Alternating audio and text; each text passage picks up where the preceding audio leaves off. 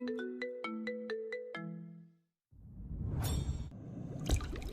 কথাগুলো বলে আর অপেক্ষা করলো না, জলদি বাইরে চলে গেল। বাইরে স্যার দাঁড়িয়ে আছে, লোকাল থাকায় অনেক কাজ। শালার পুলিশ যদি নিজেদের কাজ একটু ভালো মতো করতো, তবে এত নগণ্য একটা বিষয়ে ইন্টেলিজেন্স অফিসারের টিমকে আসতে হতো না। সবেমাত্র বিয়েটা হলো, হানিমুনটা আটকে দিল এই সরকারি চাকরি। গজব পড়বে সব কটার উপর। হলুদ বাল্বের ঝিমিয়ে পড়া আলোর নিচে বসে আছে প্রত্যুষ। তার সামনের চেয়ারে প্রেম আর আদিত্য বসে আছে। প্রত্যুষকে পরপর অনেকগুলো প্রশ্ন ছোড়া হয়েছে। দেখা যাক গল্প তার বানোয়াট হয় নাকি বাস্তব। প্রেম হাতের ফোনটা রেখে প্রত্যুষকে বলে, আমি জানতাম উত্তর জানার জন্য আমার কাছেই ঘুরে ফিরে আসতে হতো। আমি অপেক্ষাতেই ছিলাম, তাহলে আর না ঘুরাই। সব যেহেতু জানাজানি হয়েই গেছে, তবে বাকিটা কেন অজানা রইবে? তিথি আমার সঙ্গে ছলনা করেছে, তবু আমি তাকে মাফ করে দিয়েছি। সে স্বামীর কাছ থেকে আমার কাছে চলে এসেছিল, জানিস? ওর বিয়ের পর ওর কাছে গিয়েছিলাম একবার।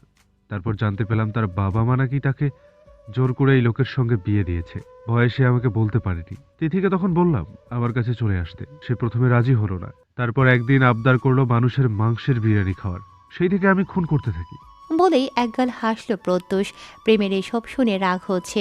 এসব তো সেই আগের কথাই, এক কথা বারবার শুনতেও বিরক্ত লাগে। প্রেম টেবিলের ওপর আঘাত করে উঠে গেল। প্রেম ত্রেজি গলায় প্রত্যুষকে বলল, বাল, তোমার জন্য আমার বউয়ের সঙ্গে বিক্রিয়া হতে পারছে না।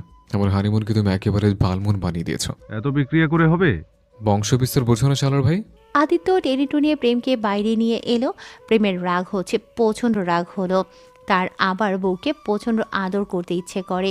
এই ইচ্ছা মুসিবতে ফেসেছে সে, নইলে বউয়ের সঙ্গে ইতিপূর্বে দফায় দফায় বিক্রিয়া শেষ করলো। ধ্যাত, হাসপাতালে চলে যাবে নাকি? বউ তো তার অসুস্থ, কিন্তু প্রেম যে আর অপেক্ষাও করতে পারছে না। শরীরের শিরাগুলো কামড়ে ধরছে। বউকেই লাগবে, যে করেই হোক। প্রেম আদিত্যকে বলল, এখানকার কার্যক্রম আপনি সামলান, আমি প্রোডাক্ট আবিষ্কারের কাজটা সেরে আসি ভাই। মানে বিজ্ঞানী নাকি? তো কি মনে হয় প্রতিটি পুরুষ মানুষই একজন বিজ্ঞানী? তারা না থাকলে এত তো আবিষ্কার হতো না, আর এত তো জনসংখ্যা বৃদ্ধিও পেত না। যাই, আমি বিজ্ঞানীটা আপাতত একটা হেব্বি জিনিস আবিষ্কার করে বংশ বজায় রেখে আসে। পুরুষ বিজ্ঞানী হলে নারী বিজ্ঞানী কি? গবেষণার সময় যে ইঁদুর ব্যবহার করা হয় না, ওইটাই হলো নারী। আমরা আবিষ্কারগণ পরিশ্রম করি, ওদের মাধ্যমে ফলাফল আসে। আদিত্যের মাথায় প্রেমের কোনো কথাই ঢুকলো না। প্রেম অপেক্ষা না করে লেদারের জ্যাকেটটা গায়ে জড়িয়ে হাতের সিগারেটে শেষ টানটা বসিয়ে ধোয়ার কুণ্ডুলি ছেড়ে দিল বাতাসে। তারপর হেলমেট মাথায় পরে বাইকে উঠে বসলো। আসছে শীত, এমন আবহাওয়ায় বউয়ের মতো হিটার থাকতে থানায় এক আতপাগলের সঙ্গে থানায় বসে থাকা প্রেম নেওয়াজের পক্ষে মোটেও সম্ভব নয়। প্রেম হাসপাতালের কেবিন রুমে পা টিপে প্রবেশ করে। বাইরে অঙ্কুর দাঁড়িয়েছিল, শিমলা ভেতরে। অঙ্কুরকে দিয়ে শিমলাকে কেবিন থেকে বের করে বলল, মেলা ধন্যবাদ বইটাকে টেক কেয়ার করার জন্য। যাও বাবা অঙ্কুর, রাত হয়েছে, বাড়ি গিয়ে ফরজ কাজ সেরে আসো। অঙ্কুর ভ্রুকুসকে জিজ্ঞেস করলো, মানে? ভেতর এসে জানেমান, তোমার সঙ্গে নয় ছয় খেলে মানে বোঝাচ্ছে। শালার ভাই, ভালো হয়ে যাও। খারাপ ছিলাম কবে রে? এই শালা, এখন কেটে পড়ো দেখি। অঙ্কুর শিমলাকে নিয়ে চলে যেতেই প্রেম রুমের দরজা লাগিয়ে দেয়। বাতি বন্ধ, তৃষা ঘুমাচ্ছে। এ বাবা, ঘুমের ওষুধ দেওয়া হয়েছে নাকি? ইচিং বিচিং চিচিং চাপ করার সময় তৃষা ছটফট না করলে তো ফিল আসবে না, মনে হবে লাশের সঙ্গে আস্তাক ফিউলা করা হচ্ছে। প্রেম ফোনের স্ক্রিন অন করে তৃষার পাশে দিয়ে বসতেই তৃষার ঘুম হালকা হয়ে যায়। তৃষা তার দিকে তাকাতেই প্রেম বলে উঠল, শব্দ করো না শোনা। আপনি এখানে? এখন এখানে একটু বড় সর্বাঙ্গী বিচরণ করব। মানে? প্রেম তৃষার গালে চুমু দিয়ে বলল, শরীরে ব্যথা আছে? খুব ব্যথা হচ্ছে? আগের তুলনায় কম। তাহলে তৈরি হও, ব্যথা আর একটু বাড়িয়ে দেব। তৃষা কিছু বলতে যাবে তার আগেই প্রেম তার ঠোঁটে চুমু বসিয়ে দেয়। বিছানায় তৃষাকে ঠেলে নিজের জায়গা দখল করে চটজলদি তৃষার উপরে ঝুঁকে বলল, ভুলের শব্দ করিস না কিন্তু, বিটার হার্ট। 100 বার করবো? এটা হাসপাতাল, আপনার বাসর ঘর নয়। লুইচেমের একটা লিমিট আছে। ওই লিমিটের আমি পেছন মারি, আর একটা কথা বললে এমন পানিশমেন্ট দেব, শেষে ডাক্তার এসে অপারেশন করতে হবে। প্রেম, থামুন বলছি, দূরে সরেন। শোনা, don't say stop, only say start and continue. Trisha আর কোনো কথা বলার সুযোগই পেল না। বলবে কি করে? এই লোক সেই অবস্থায় দেখেছে, বউ মরে যাচ্ছে অসুখে, আর সে মরে যাচ্ছে বউকে কাছে পাওয়ার অসুখে। ছ্যাঃ, ফকিরা কাজ কারবার। প্রেমের শরীরে এই তীব্র শীতেও ঘাম ঝরছে। এটা ডাবল বেডের কেবিন। তৃষার পাশে শুতে কষ্ট হচ্ছে না। তাছাড়া সিঙ্গেল বেড হলেও বউকে এসে নিজের বুকের উপর রাখত, শত হলেও বউ নামক হিটার বলে কথা। তৃষা প্রেমের বুকেই অভিমান নিয়ে শুয়ে আছে। হঠাৎ প্রেম তার কপালে চুমু দিয়ে জিজ্ঞেস করলো, শোনো, কষ্ট হচ্ছে খুব? আপনাকে বলেছিলাম রয়ে শুয়ে কাজ করুন, সব কিছুতে জলদি পনা। শালের ঘরে বউ, পরিশ্রম করলাম আমি, আর কষ্ট লাগে তোর? তখন তো বাধা দেসনি। যত সব নাটকের বস্তা। তৃষা মুখ ভেঙচি কাটতে প্রেম তার ঠোঁটে চুমু খেয়ে কাছে আসতে নিলে তৃষা ধাক্কা মেরে নিচে ফেলে দেয়, চেঁচিয়ে বলে, এই হাইব্রিড করলা, আর একবার কাছে আসার চেষ্টা করলে না, করলার রস চিপড়ে তেতো ভাব দূর করে দিব একদম। প্রেম ভ্রু কুঁচকে উঠে যায়, দাঁতের দাঁত চেপে বলে, ওই কচলা কচলে ছাড়া তুমি চুলে ফেলাতে পারবে না। আসেন আপনারটা ফেলে দেখাই। শালের ঘরের বউ, তোর মুখের উপর বোম মারার আগে ওয়াশরুমে যা। আর হ্যাঁ, দরজা আটকাবি না, আমি আসছি একটু পর। শালার ভাই, তোমার ওয়াশরুম চাপলে তুমি যাও, কথায় আছে না, যার হাঁকা ধরে সে নিজেই দৌড়ায়। প্রেম কথা না বাড়িয়ে ওয়াশরুমে গেল। এই কনকনে শীতের মধ্যে শরীর ভিজিয়ে আসতেই দেখলো তৃষা ঘুমিয়ে গেছে। প্রেম তৃষার পাশে এসে বসলেও মুখের দিকে তাকিয়ে কী সব ভেবে হঠাৎ ঘুমতো তৃষার জামা উপরে উঠিয়ে ক্ষতর দিকে তাকালো। ওই জানোয়ারের বাচ্চার কত বড় সাহস, প্রেমের জানের উপর আঘাত করে। ও ভেবেছে কি মুক্ত হয়ে যাবে? কঠিন জীবন অপেক্ষা করছে ওর জন্য। জানের বদলে জান যাবে। প্রেম তৃষার ক্ষতর উপর আলতো করে চুমু দিয়ে জামা নামিয়ে গায়ে চাদর টেনে দেয়। জানালার কাছে আসতেই পেছনের কিছু কথা মনে পড়ে যায়। প্রত্যুষের কাছে যাওয়ার আগের ঘটনা। থানাতে প্রেমের জন্য অপেক্ষা করছিল হেতিজা। কালুর বাপ অনেক কষ্টে সিদ্দিক নওয়াজকে হোটেলে নিয়ে গিয়েছেন। থানায় কেবল হেতিজা আর প্রেমা ছিল। প্রেম থানায় ঢুকতে না ঢুকতেই হেতিজা তাকে আঁকড়ে ধরেন। কেটে কেটে চেঁচিয়ে আর্তনাদ করে বলেন, আমার ছেলেকে ছেড়ে আমায় বন্দি করো, সে অসুস্থ তাই এমন কাজ করেছে, ওর কোনো দোষ নেই। একজন অসুস্থ মানুষের কি কোনো শাস্তি হতে পারে? আমার ছেলে পাগল, সে অসুস্থ, অন্তত এই উছিলে তাকে ছেড়ে দাও। ছেলে ছাড়া আর কে আছে আমার, বলো? ছেলে অসুস্থ তুমি কি করে জানো? তার মানে কি প্রত্যুষ যা যা করেছে সবই তুমি আগে থেকে জানতে, ফুপি? প্রেম এক মুহূর্ত থমকে যায়, তারপর পুনরায় বলে, দেখো, তুমি আমাদের সত্য বলে সাহায্য না করলে তোমার ছেলের স্বাস্থ্য কমবে না। তাকে আর না পারবে কখনো দেখতে, না শাস্তি থেকে বাঁচাতে। হেতিজা একটা ঢোক গিলে কেবল, তারপর বলে, বলছি বাবা, সব বলছি, কেবল ছেলেটাকে রেহাই করো প্রেম বাবা। প্রেম হাত দুটো বুকের কাছে ভাঁজ করে বলল, একটু নির্বিড় আলাপ করলে ভালো হতো না? তদন্ত কক্ষের বাল্বের হলুদাভ বাতির নিচে বসে আছে হেতিজা। শীতের মধ্যে ঘাম টিপটাপ করে পড়ছে কপাল বেয়ে। সেদিকে পাত্তা নেই কারো, সবাই কান পেতে চেয়ে আছে তার ঠোঁটের ফাঁক গলে বের হওয়া জবানের দিকে। হেতিজা প্রেমের দিকে একবার তাকালো, একটা দীর্ঘ নিঃশ্বাস ছেড়ে শুরু করলো, প্রত্যুষের সঙ্গে তিথি নামক মেয়েটির 7 বছরের সম্পর্ক ছিল। দুজনের মধ্যকার সম্পর্ক এতটাই গভীর ছিল যা দেখে বিবাহিত লাগতো। সাধারণ বিবাহিত মানুষদের মধ্যে দীর্ঘদিন যাবৎ সংসার করলেও যেমন সম্পর্ক তৈরি হয় ঠিক তেমনি প্রত্যুষ প্রায় তিথিকে বাড়ি নিয়ে আসতো। প্রেমের মুখ দেখে মনে হলো এসব বানোয়াটি গল্প। তার খুব একটা পোষালো না। সে আদিত্যর দিকে তাকাতেই আদিত্য বাইরে দাঁড়িয়ে থাকা আহমেদের দিকে একবার তাকালো। মুহূর্তেই ওপাশের সেল থেকে ভেসে এলো প্রত্যুষের বেদনাদায়ক আর্তনাদ।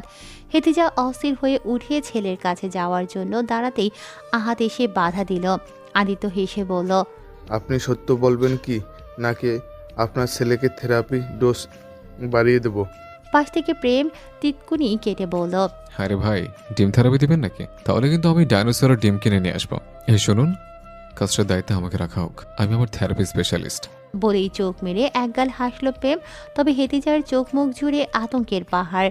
সে চোখটা একবার বন্ধ করে পুনরায় খুলল। তিথি রূপে গুণে অপরূপা ছিল। তিথি শুরু থেকেই আমার ছেলেকে অনেক ভালোবাসতো, তবে সেই ভালোবাসাই তিথির জন্য কাল হয়। পাপি তো আমার ছেলে একা নয়, আমিও কম কোথায়।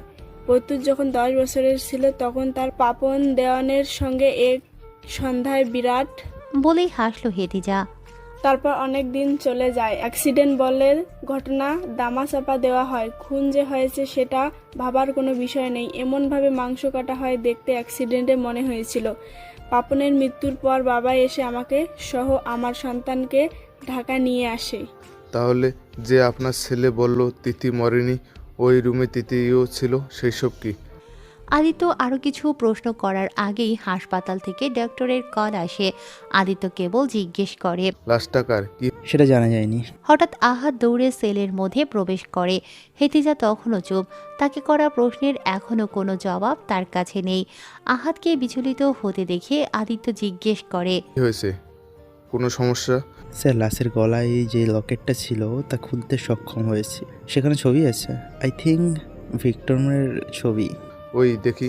আদিত্য লকেটটা হাতে নেয়। ছবিটার দিকে তাকানোর আগেই লকেটটা টেনে প্রেম নিজের হাতে তুলে নেয়।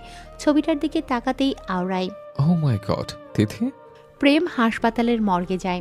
আপাতত ভয়ানক এই লাশটাকে রাখা হয়েছে মর্গেই। লাশ বললেও তো ভুল হবে। পুরোটা জুড়িয়ে মানুষের আলগা চামড়া কেবল লাগিয়ে দেয়া হয়েছে জোর করে।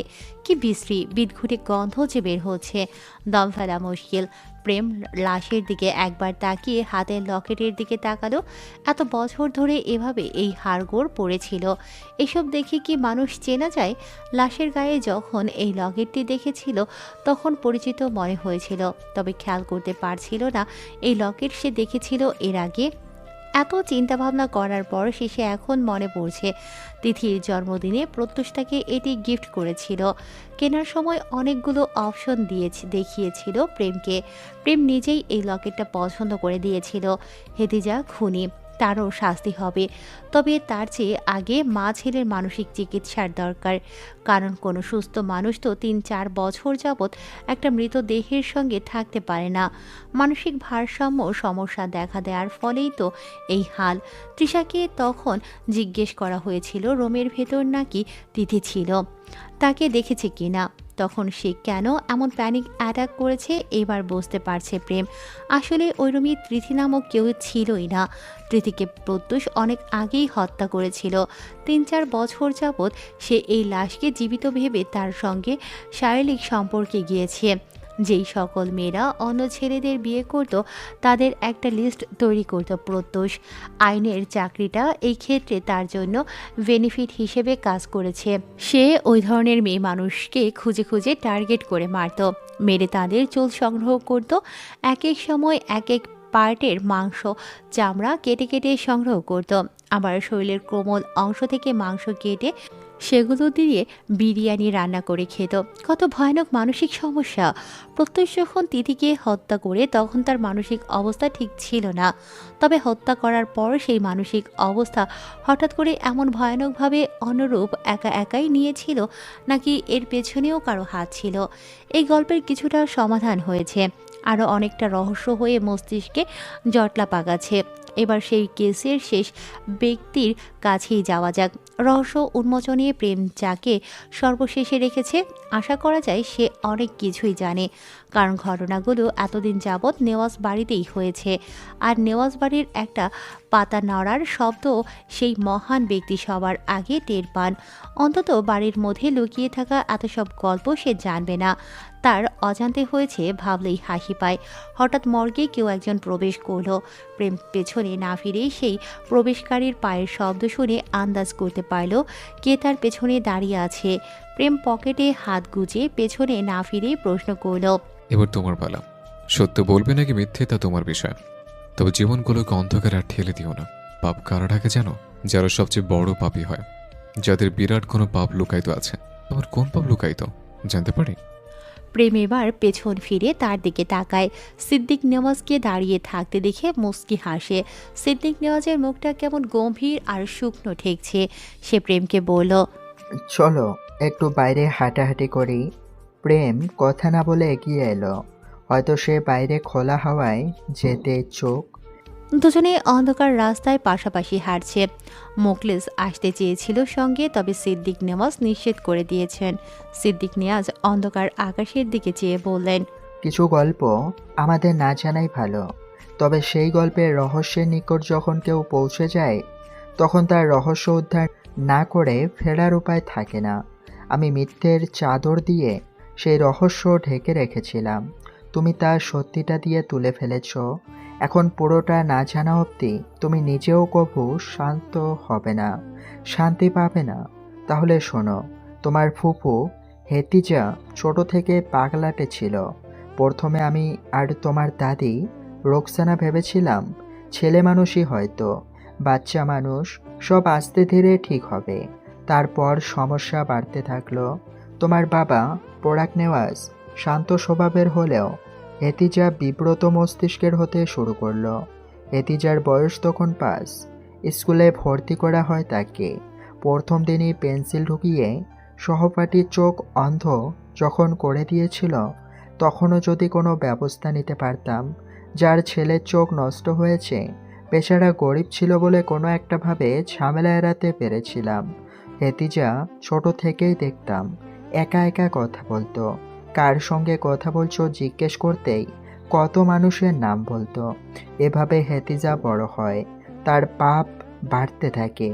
আর আমরা অসহায় বাবা মা মেয়ের ভালোর জন্য তার করা পাপ ধামাচাপা দেওয়া শুরু করি। একটা সময় পরে পাপনের সঙ্গে বিয়ে ঠিক করলাম। দেখলাম বিয়ের পর পরিবর্তন হয়েছে। তবে পাপন কিন্তু হেতিজার অতীতের করা কাজগুলো সম্পর্কে জানতো না। এসব খবর কেউ জানলে হেতিজাকে বিয়ে করত। সংসার ভালোই চলছিল দেখে আমরাও নিশ্চিত হই। 1 মিনিট, ফুফুর নাকি একজন প্রেমিক ছিল? তার সঙ্গে বিয়ে না দিয়ে অন্য আরেকজনের সঙ্গে বিয়ে দেওয়ার কারণ? হেতিজার কখনোই কোনো প্রেমিক ছিলই না। আগেই বলেছিলাম, সে কল্পনা করত সারাক্ষণ, সারাদিন একা একা কথা বলতো। হেতিজার ছোট থেকেই লেখালেখিতে পটু ছিল, সেই দেখে তার জন্য অনেক উপন্যাসের বই কেনা হতো। ওইসব পড়তো সারাক্ষণ। যখন যেই গল্প পড়তো তাতেই ঢুকে যেত। উপন্যাসের নায়ককে কল্পনা করত, সংসার করত, কী সব বলতো। শেষে দেখলাম এসবে আরও পরিস্থিতি বিগড়ে যাচ্ছে, তাই উপন্যাস পড়াও তার বন্ধ করি। তবে ওই যে উপন্যাসের চরিত্রের রেশ তার হয়তো কাটেনি। সেখান থেকেই কাউকে যে সারাক্ষণ কল্পনা করত প্রেমিক রূপে। তার বিয়ে হয়ে যাওয়ার পর সে ভাবতে শুরু করে উপন্যাসে সেই প্রেমিক চরিত্রে তার প্রাক্তন হয়ে গেছে। তাই সংসারী মেয়ে যেমন প্রাক্তনকে ভোলার চেষ্টা করে, সেও তাই করা শুরু করলো। আমি বিয়ে দিয়েও মেয়েকে নিজেই চিন্তায় থাকতাম, তাই হেতিজাকে 24 ঘন্টা নজরে রাখার ব্যবস্থা করি। তারপর একদিন জানতে পারলাম প্রত্যুষকে নিয়ে স্কুল যাওয়ার সময় পার্কে সে একা একাই কার সঙ্গে কথা বলে। দিনকে দিন এই সমস্যা বৃদ্ধি পায়। আফসোস লেগেছিল, কারণ হেতিজার অনেক চিকিৎসা করা হয়। ওকে বিদেশ থেকেও চিকিৎসা করে এনে বিয়ে দিয়েছিলাম। ভেবেছিলাম সমস্যা বুঝি শেষ। তারপর বুঝলাম এই সমস্যা শেষ নয়, বরং নতুন করে শুরু। যা ভয় পেয়েছিলাম তার চেয়েও দ্বিগুণ সমস্যা হয়। হেতিজা মনে করতে শুরু করে স্বামী পাপন তার এবং তার প্রাক্তনের মাঝে বাধা হয়ে দাঁড়াচ্ছে, তাই স্বামীকে সে হত্যা করে। কিন্তু ফুফু বলল তার স্বামী নাকি তাকে এবং তার প্রাক্তনকে একসঙ্গে দেখেছে আর সন্দেহ করেছে। আর বলছিলাম ফুফু সব কল্পনা। কিন্তু পাপন, সে তার ফুফুর প্রাক্তনকে দেখেনি, তাহলে সে ঝগড়া বিবাদ কেন করেছে? আর প্রত্যুষকে তো ফুফু সব জায়গায় নিজের সঙ্গে করে নিয়ে যেত। যখন সে দেখেছে তার মা পার্কে কোনো মানুষের সঙ্গে নয়, বরং একা একাই কথা বলছে, তাহলে সে চুপ ছিল কেন? কিছু বলেনি কেন? পাপন কোনো প্রাক্তনকে নিয়ে ঝগড়া করেনি। হেতিজা নিজেই সারাদিন তার কাছে প্রাক্তন নিয়ে আলোচনা করত। এক সময় সে বিরক্ত হয়ে যায়। কোনো পুরুষ তার স্ত্রীর মুখে অন্য পুরুষের কথা সহ্য করতে পারবে না, স্বাভাবিক। তাই হেতিজার উপর সে নজর রাখতে গিয়ে আবিষ্কার করে তার সেই জটিল রোগের বিষয়। একা একা কথা বলার বিষয়টি কারোর সঙ্গে। যেই সন্ধ্যায় হেতিজা পাপনকে মেরেছিল, সেই সন্ধ্যায় পাপন হেতিজাকে জিজ্ঞেস করেছিল, তোমার কোনো সমস্যা আছে? একা একা কথা বলো কেন? তবে হেতিজা তো কানে কেবল একটাই কথা শুনতে পায়। হেতিজা ভাবছিল পাপন তাকে তার প্রাক্তনের কাছে যেতে দেবে না, তাই খুন করে ফেলে স্বামীকে। আর বাকি রইল প্রত্যুষ। তাকে যখন নেওয়াজ বাড়িতে আনি, তখন আমারও মনে একই প্রশ্ন জাগে, তাই তারও পরীক্ষা করি। আফসোস আমার শেষ হয় না, কারণ হেতিজার সেই সমস্যা। বিরল রোগ ধরা পড়েছিল, তাও একই রোগ ধরা পড়ে। হেতিজাকে নিজের কাছে আনার পর তার আবারও চিকিৎসার ব্যবস্থা করি। এইবার চিকিৎসা হয় দীর্ঘ সময় ধরে, এবং বাড়ি ফেরার পর সে একেবারেই সুস্থ ছিল। প্রত্যুষেরও একই চিকিৎসা করতে চাই, তবে ডাক্তার জানায় এখনও প্রত্যুষের রোগটা সঠিকভাবে ধরতে পারছে না তারা। মায়ের রোগের সঙ্গে কিছু তো একটা পরিবর্তন আছে তারপর তোমরা দুই ভাই তো একসঙ্গে বড় হও চোখের সামনে।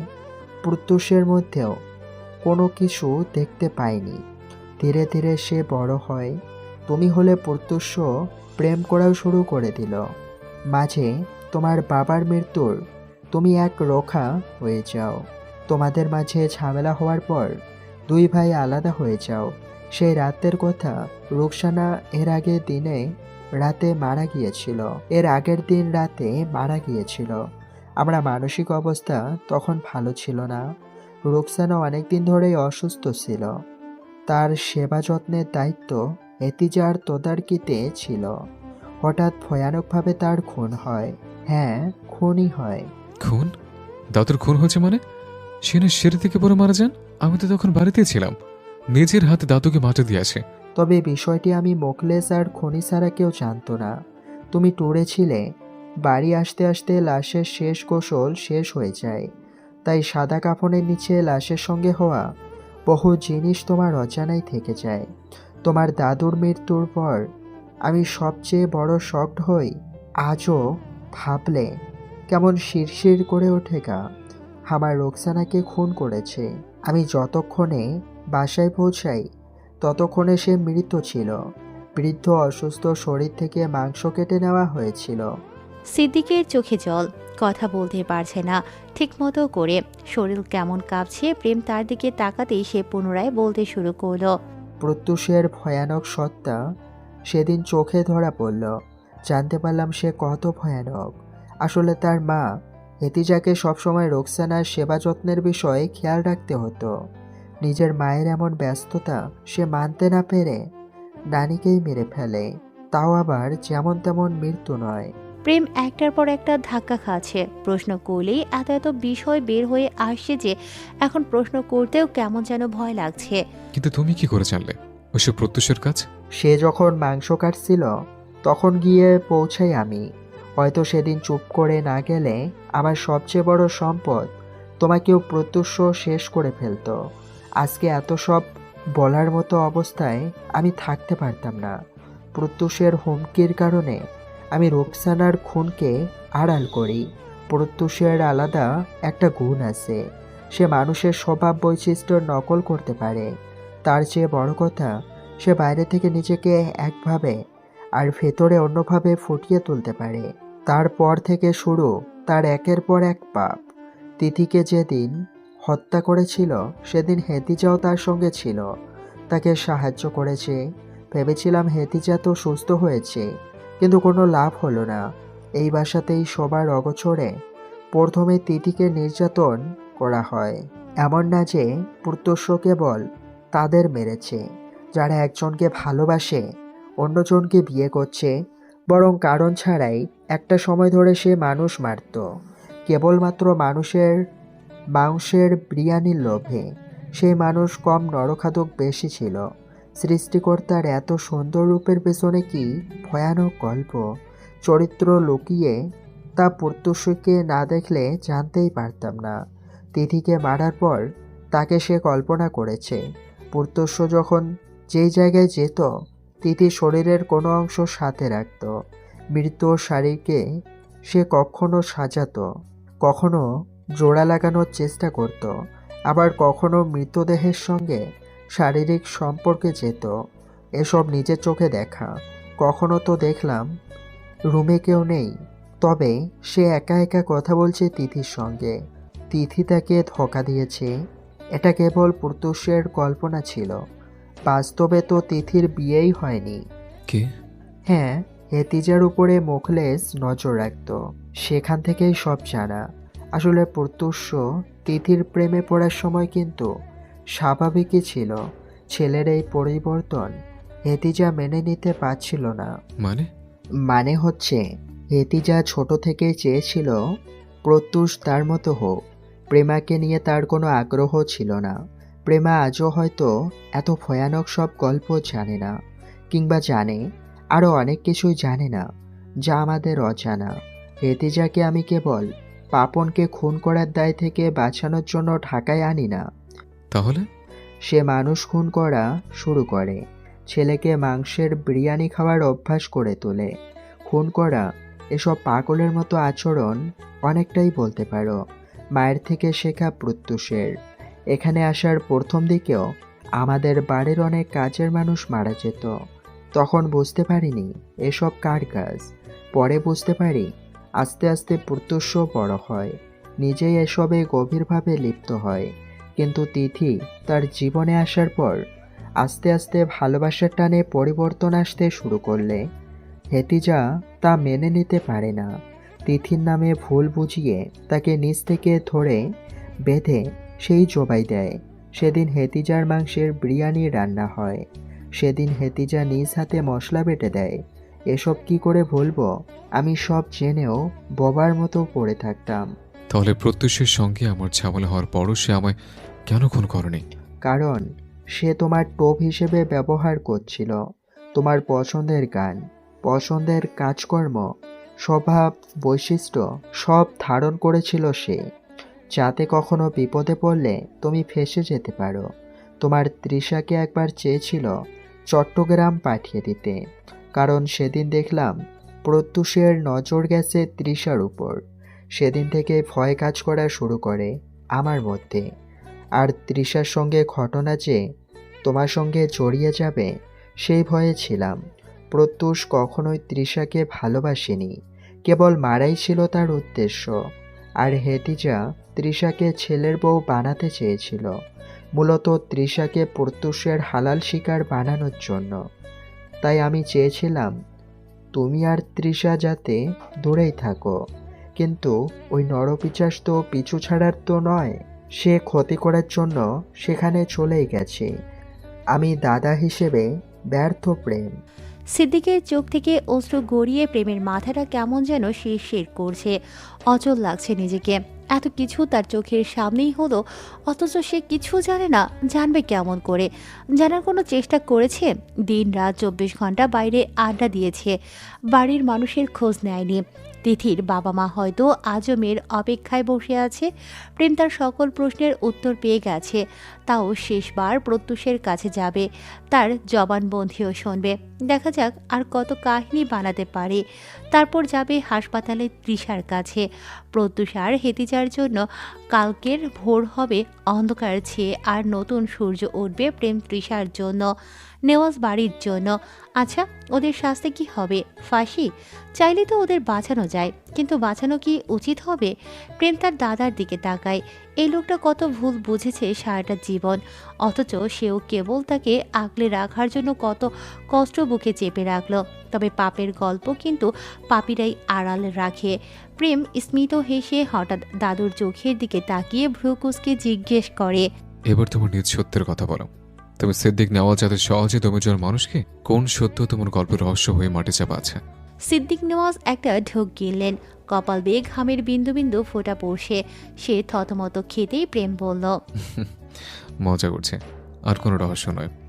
এবার সুখের গল্প শুরু হতে চলেছে দাদু। এখন অনেক কাজ বাকি। তোমার বংশবৃদ্ধির কাজটাও তো হাতে পড়ে আছে। সব প্রশ্নের উত্তর জানা মানেই মুক্তির নয়, কিছু রহস্য আছে যা ছুঁতে গেলেই মানুষ নিজের ভেতরে গোলক ধাঁধে হারিয়ে যায়। তাই কিছু অজানাকে অজানায় থাকতে দেওয়া উচিত, কারণ সেখানে যাওয়া মানে অস্থিরতার এক অন্তহীন নদীতে ঝাঁপিয়ে পড়ার সমান। আর যে রহস্যের শেষে কেবল দহন, সেখানে পৌঁছে কি লাভ? কিছু না জানা মানেই কখনো কখনো বেঁচে থাকা, কারণ সত্যের ভার সব কাঁধ বহন করতে পারে না। প্রেম একটা দীর্ঘ নিঃশ্বাস ছাড়ল। ধোঁয়াশা হওয়া এক ফালি অতীত তারও মনে পড়ে গেল। যেই অতীত সেও লুকিয়ে এসেছে কারণ কিছু সত্য বের হলে হয়তো সুন্দর জীবন নষ্ট হতো। সিদ্দিক নেওয়াজের কিছু সত্য তো সে জানে, তবুও আজীবন না জানার ভান করেছে, আর করবেও। তা নিয়ে প্রেমের মাথা ব্যথা নেই।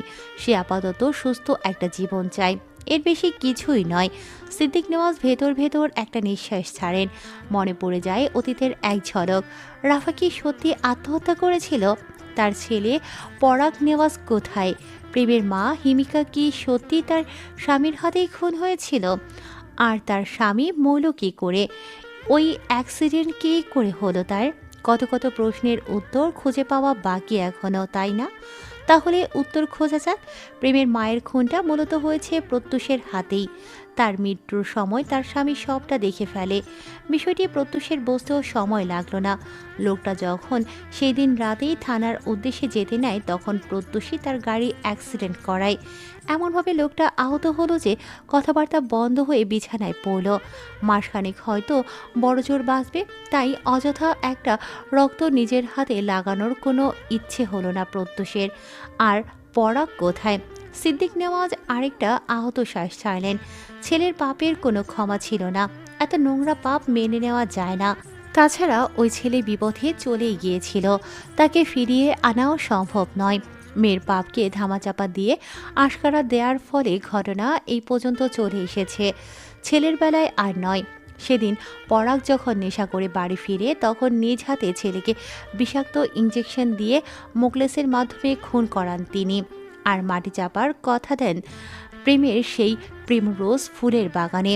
প্রেম হয়তো কখনো জানতেও পারবে না তার মাটির উর্বর সার তার বাবার পচনশীল দেহ থেকে নিষ্কৃত হচ্ছে। আর রাফা মেয়েটাও তো পরাগের সমান পাপী ছিল, তবে সে আত্মহত্যা করেনি, বরং তাকেও মেরে সিদ্দিক নেওয়াজের কথায় ঝুলিয়ে দেয়া হয় ফ্যানের সাথে। পুলিশকে সেইবার টাকা দিয়ে মুখ বন্ধ করিয়েছে। আসলে টাকা যার ক্ষমতা তার, এটাই স্বাভাবিক। তবে এসবের আজ সে কখনোই নাতির উপর পড়তে দেবে না। নাতির ভবিষ্যতে যাতে কোনো ঝামেলা না হয় তাই তো সে এসব করেছে। খারাপ মানুষদের মাঝে নাতিকে কি করে বেড়ে উঠতে দিত?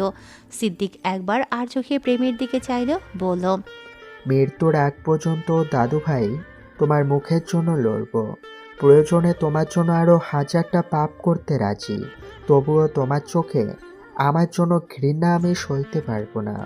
দুনিয়া আমায় ঘৃণা করুক, আপত্তি নেই। তুমি দাদু ভাই আমার থেকে দৃষ্টি সরিয়ে নিও না। সইতে পারবো না। তোমার সুখ দেখে মরতে চাই, আর কোনো ইচ্ছে নেই আমার। প্রেম থানার সামনে এসে দাঁড়ায়, দাদুকে বিদায় জানায়। দাদু চলে যাওয়ার সময় তার দিকে কত করুণ চোখে চেয়েছিল। আহা, কি মায়া ওই বৃদ্ধ মুখটায়। এই মায়া যেন সর্বদা থাকে। এই বুড়ো মানুষটাকে আর চিন্তায় ফেলতে ইচ্ছে করছে না। থাক না 2-4টে গল্প ভেতরেই দাফন হয়ে, তাতে বরং ভালো কিছুই হবে। দাদুকেও সে কখনো বুঝতে দেবে না মাটি খুঁড়তে গিয়ে বাবার লাশের খোঁজ পেয়েছে সে। মোকলেস চাচার থেকে সব ঘটনা বহু বছর আগেই জেনেছে। প্রেম কল্পনা থেকে বেরিয়ে আসে, হাতের সিগারেটটা ফেলে তৃষার পাশে শুয়ে তার ঠোঁটে চুমু খেতে যাবে তার আগেই তৃষা প্রেমের মুখ চেপে ধরে বলল, হারে বজ্জাত প্রেম ভাই, দূরে গিয়ে মরেন। শালের ঘরে বউ, তুমি তো মহা চালাক। এই মহিলা, ঘুমাস না কেন? তোর জ্বালায় বেড়া ঘুমাতে পারি? একটু পর পর তোর ভাঙা রেলগাড়ির সাইরেন বাজায়। এই, what do you mean by ভাঙা রেলগাড়ি? শালের রেলগাড়ি ভালোই আছে, চোখ দিয়ে দেখ, তোর রাস্তায় ঝামেলা। কি? এই দূরে যান, আর কাছে আসবেন না কখনো। প্রেম নাছর বাঁধা বেহায়ের মতো বউকে ঠেলে ঠুলে বিছানার নিজের জায়গা করে নিয়ে বলল, চলো ভাঙা রেলপথটা মেরামত করে দে, আমি বড় ইঞ্জিনিয়ার। বলেই সে ইঞ্জিনিয়ারিংগিরি করতে ব্যতিব্যস্ত হয়ে উঠল। কক্সবাজারের মোলায়েম হাওয়া পেরিয়ে গাড়ি যখন পুরান ঢাকার সরু গলিগুলোয় ঢুকলো, তৃষার বুকের ভেতর কেমন অদ্ভুত এক কম্পন উঠল। ধুলো ভরা পথ, পুরনো ইটের গন্ধ, তার মাথার উপরে ঝুলে থাকা রংচটা, তার সব যেন তাকে বলছে, স্বাগতম, তুমি আবার ফিরে এলে। প্রেম গাড়ি থেকে নেমে দরজা খুলতে তৃষার চোখ আটকে গেল সামনের বিশাল লোহার ফটকে। নওয়াজ কুটির এইবারই তার জীবন বদলে দিয়েছে। দাদা সিদ্দিক নেওয়াজ 2 হাত বাড়িয়ে এগিয়ে এলেন। আজ থেকে এই বাড়ি তুমি দেখে রাখবে। বলেই বাড়ির চাবির ছোড়াটা তার হাতে দিয়ে মাথায় হাত বুলিয়ে দিল। এইবারে তাকে কত যন্ত্রণা দিয়েছে, কত স্মৃতি দিয়েছে, তবুও আজ মনে হলো এখান থেকেই তার নতুন সুখের দিন শুরু হতে যাচ্ছে। এবার আর লুকোতে হবে না, ভেঙে পড়তে হবে না, কারণ প্রেম আছে তার পাশে, তার শ্বাসে, তার ভবিষ্যতে। সন্ধ্যায় তৃষা সবচেয়ে বেশি সারপ্রাইজ হয় এ বাড়িতে নিজের বাবা মা আর ভাইকে দেখে। প্রেম আগেই একবার বলেছিল নেওয়াজ বাড়িতে ফিরে বাবা মায়ের সঙ্গে দেখা করাবে। এ তো ব্যস্ততার মধ্যেও নিজের কথা রেখেছে। সবাইকে একসঙ্গে পেয়ে কী যে খুশি লাগছে। তারই মধ্যে খবর এলো সিমলার বাড়ি থেকে তাদেরকে মেনে নেওয়া হয়েছে। অঙ্কুরের কোনো পরিবার নেই, অনাথ আশ্রমে বেড়ে ওঠা। সিমলাকে বিয়ে করে সুখে রাখার জন্য রাতে জীবন ঝুঁকি নিয়ে অবৈধ বাইক রেস করত। তৃষা কিছু কিছু বিষয় জানে। নীলগিরির হোটেল রুমে একদিন যখন সে রাত করে প্রেমের জন্য আনা পুতুলটার চুল রং করার জন্য হেয়ার কালার আনতে বলে, হোটেল কর্মীকে সেদিন রাতে অঙ্কুরকে হোটেল লবিতে দেখেছিল। ছেলেটার সঙ্গে সেদিন কিছু কথাবার্তা বলে পরিস্থিতি জানতে পারে। আহা, মানুষের জীবন এখন সুখ করতে পারলেই হয়েছে। প্রেমের বাসায় আসার পরই দাদুর সঙ্গে কথা হয়। এখন থেকে নেওয়াজদের পারিবারিক ব্যবসা সে নিজ হাতে সামলাবে। দেরিতে হলেও তো সুবুদ্ধি হয়েছে, এটাই বা কম কিসের। প্রেমটা এতক্ষণ তৃষার সঙ্গে ছিল। মেয়েটার উপর এতদিন তলে তলে অত্যাচার হয়েছে, আর সে কেবল চুপিসরে সহ্য করে গেছে সব। দুনিয়াটা একটা আজব রঙের কারিগর। প্রেমকে কখনোই প্রেমা পছন্দ করতো না। ওইসব তার মা হেতিজা ইচ্ছে করে করিয়েছে। যেদিন প্রেমা না করতে চাইতো ওই দিন খাবার বন্ধ করে দিত, রোমে ইচ্ছে মতো শাস্তি দিত। আহা কি জীবন! ভয় মেয়েটা চুপ করে থাকতো। তৃষা কাঠের বাড়ির বারান্দায় এসে দাঁড়ায়। এই বাড়িটা এখন তারও। যখন খুশি যেখানে খুশি সেও যেতে পারবে। সে বেডরুমে প্রবেশ করতে প্রেমের সঙ্গে কাটানো সেই সুন্দর স্মৃতিগুলো চোখের সামনে ভাসতে শুরু করে। হঠাৎ প্রেম পেছন থেকে তাকে জড়িয়ে ধরল। সোনা, অলরেডি ভূতের মুভিটা কিন্তু ছেড়েছে, তুমি আসছো না কেন? প্রেম জিজ্ঞেস করে প্রেম তৃষাকে নিয়ে বেডরুমে গেল। ল্যাপটপে ভূতের মুভি ছেড়েছে, ঘরটা পুরো অন্ধকার। প্রেম আর তৃষা সোফায় পাশাপাশি বসে হরর মুভি দেখছে। হঠাৎ স্ক্রিনে জম্পস্কেয়ার। তৃষা হালকা চমকে ওঠে, আর প্রেম খুব স্বাভাবিক ভঙ্গিতে তার হাত চেপে ধরে। তৃষা ভ্রু কুঁচকে তার দিকে তাকায়। এ বেটা হাড়ে বজাত। প্রেম নেওয়াজ খালি ছোঁয়ার বাহানা খোঁজে। তৃষা কি এসব ফকিরা জিনিসে ভয় পায় নাকি? ছ্যাঃ! তবে কিছুক্ষণের মধ্যেই হরর মুভির শব্দে দুজনেরই গা শিওরে ওঠে। দুজন বসে থাকে কাছাকাছি অযথাই। তৃষা তখনও বুঝতে পারছে প্রেম নেওয়াজ সুবিধার লোক না, একটু একটু করে কাছে আসা, তাই না? সব বুঝে এই তৃষা। এসব কেন দেখছেন? আমাকে ভয় দেখাতে? বিক্রি শুরু করার এক ধরনের প্রসেস, বোঝো না আমার সোনা? অন্ধকার রুমের জানালা দিয়ে বাগানের ল্যাম্পপোস্টের হলুদ আলো ঢুকে দেয়ালে হালকা ছোঁয়া ফেলছে। তৃষার শীত শীত করছে। সে সোফা থেকে খাটে উঠে যায়, গায়ে কম্বল জড়ায়। প্রেমও তার পেছন পেছন খাটে এসে বসলো, গায়ে কম্বল জড়ালো, ল্যাপটপটা তার কোলে। হঠাৎ তার শীতল অবৈধ হাত তৃষার গা ছুঁতেই সে কেঁপে ওঠে। পর মুহূর্তেই প্রেম রেগে বলল, কি বল পড়েছ? এটা আগের মতো পাই না কেন? আপনি হাত সরান। উঠে ক্লোজেটে যাও, ওখানে দেখো একটা শপিং ব্যাগ আছে, তাতে যা রাখা আছে একবার পরে আসো তো। পারবো না।